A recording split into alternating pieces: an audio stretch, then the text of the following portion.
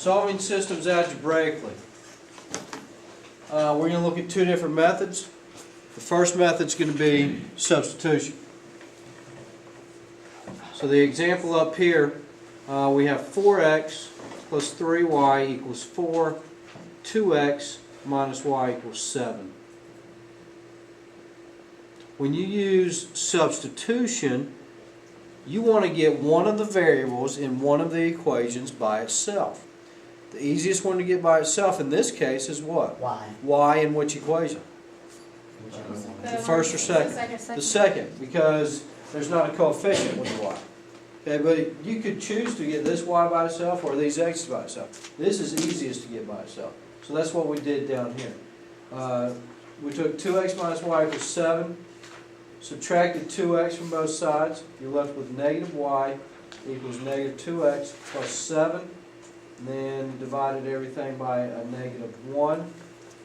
And this is what we were left with. Y equals 2x minus 7. Now we know what y is in terms of x. Then we can get into the substitution part. Question so far? What was that process called? We were just solving for y in the second equation. Now we're going to substitute. We know what y is. Y is 2x minus 7. So take that, since it came from here, we've got to take that and substitute it into the first one, the one we didn't use in the beginning. So we know that 4x plus 3 times y, this is y, correct? 2x minus 7 equals 4. Then we know how to solve from there. Distributive property, combine like terms, add 21 to both sides. X should be 2.5. Okay? Once you get x, we need to know y also. You can plug it into either one of these, but it's easiest to plug it in down here where you got y to be by itself. Okay? And when we do that, we end up with y being negative 2. So if I were to graph these two like we did yesterday, they would intersect at this point, 2.5, negative 2. But we don't graph, right? You don't have to graph. Now in the homework, there will be some problems that don't use x and y. How do you know which one comes first?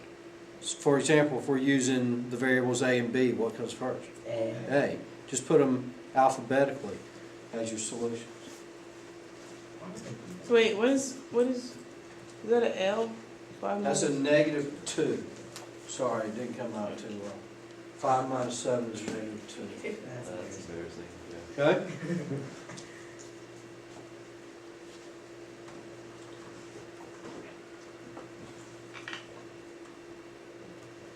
Next method, elimination.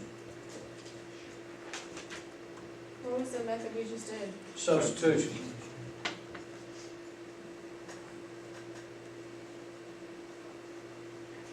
When you get to the quiz or test, you can use any method you want. But whatever's suggested on the quiz or test, if it says use elimination, it's easiest to use elimination. But if you choose to use substitution, that's fine with me. So here, elimination, our purpose is to eliminate one of the variables, either x or y from the beginning. It's your choice which one you want to eliminate. Sometimes it's easy to tell which one's going to work out for the best. In this case, if I add these two equations together, you always add them when using elimination. It automatically eliminates the y's. So that's what you want to start out eliminating. So when I add, here's my system, 4x minus 2y equals 7, x plus 2y equals 3. When I add 4x to x, you get 5x. Negative 2y plus 2y is 0. 7 plus 3 is 10, so x comes out to be 2. Then what do you do? What? How do you get Y? Now to get y, you can plug your x value into either one of the two equations. I plugged it into the first one. So you get 4 times 2 minus 2y equals 7. 8 minus 2y equals 7. Subtract 8. Y ends up being 1/2. So your point of intersection, if you were to graph them, would be at 2, 1/2.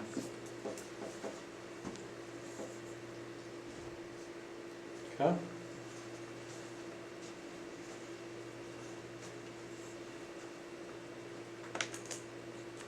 Next. This example, again, you can use substitution or elimination. I chose to use elimination. The only time I would use substitution is if one of the variables has 1 as the leading coefficient. That's the best time to use substitution. Otherwise, use elimination. Here, you can multiply the top and bottom equation by a number to get something to eliminate. I chose here to eliminate y's. By multiplying the entire top by 2, I get this. By multiplying the entire bottom by -7, I get this. Question? How do you figure out the 2 and 7? Well, the safest way is just to multiply the top one by this coefficient and the bottom one by this coefficient, but they have to have opposite signs in order to eliminate. Okay?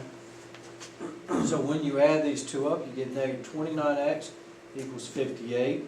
Divide both sides by -29, so x comes out to be -2.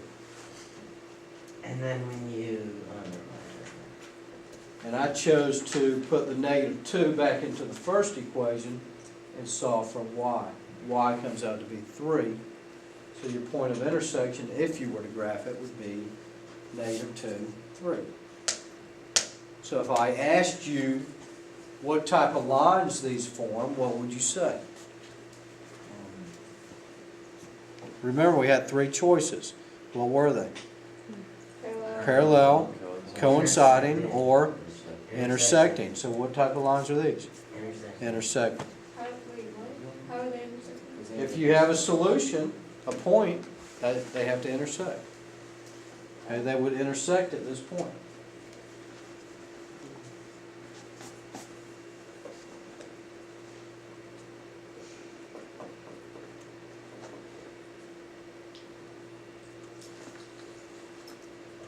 All right, look at the one on the right.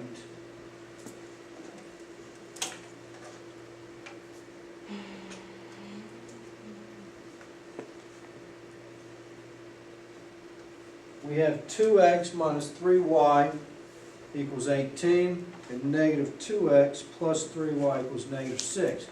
Again, I would use elimination with this system. When you add the x's and the y's, what happens?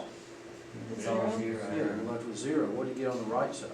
12. 12. So if you get to the point where both your variables eliminate, then you have to ask yourself if you're left with a true statement or a false statement. What are you left with? False statement. 0 does not equal 12. So your answer has to be no solution. What happens if it's 12 equals 12? We'll get to that one next. So this is no solution. What type of lines would it be? Parallel. Parallel. Parallel lines have no solutions. All right, so let's look at 2x minus y equals 3.